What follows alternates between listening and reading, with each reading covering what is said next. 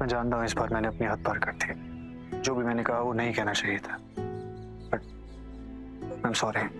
और कितनी बार सॉरी कहेंगे आप? आपको पता है राघव, आपका सॉरी सुनने के लिए तरसती थी मैं, क्योंकि मुझे पता था अब जब भी कहेंगे ना उसका कोई मतलब होगा। लेकिन अब आप इतनी बार सॉरी कह चुके हैं कि अब आपका सॉरी मेरे लिए सस्ता और बेमतलब हो गया है। पर इस बार मैं दिल से सॉरी कह रहा हूँ। कह रहे होंगे, मैं मानने के लिए इनकार नहीं कर रही हूँ, लेकिन मेरा दिल आपको माफ करने के लिए तैयार नहीं है।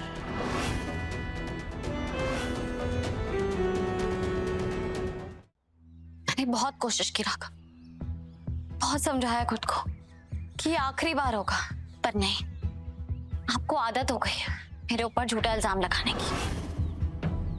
पर अफसोस, मेरी आदत छूट गई है गलत इल्जाम सहने की।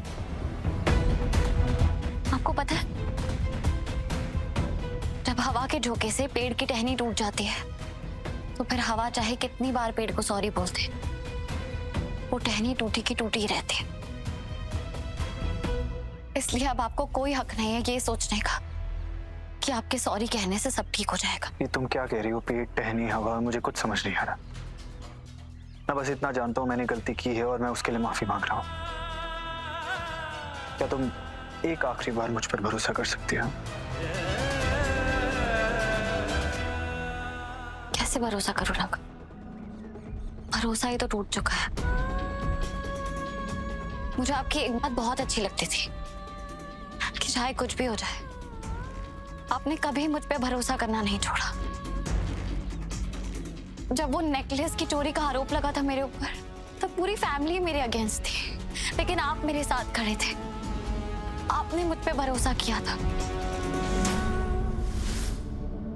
मैं कसम खाता हूँ प्रीत ने चोरी नहीं की। मेरी सच्चाई की गवाही दी थी आपने।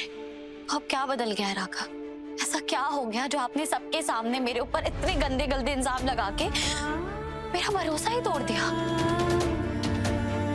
आप जानते हो, जब ससुराल में सब लोग एक बहू के अगेंस्ट हो जाए ना, तो भी वो हिम्मत नहीं हारती, क्योंकि उसे पता होता है कि उसका पति उसके साथ खड़ा है। लेकिन अगर पति ही पत्नी के खिलाफ हो जाए, वो पत्नी कहाँ जाएगी? क्या मैं कहूँ, गारंटी वाली पत्नी है। यही तो हूं ना मैं आपके लिए।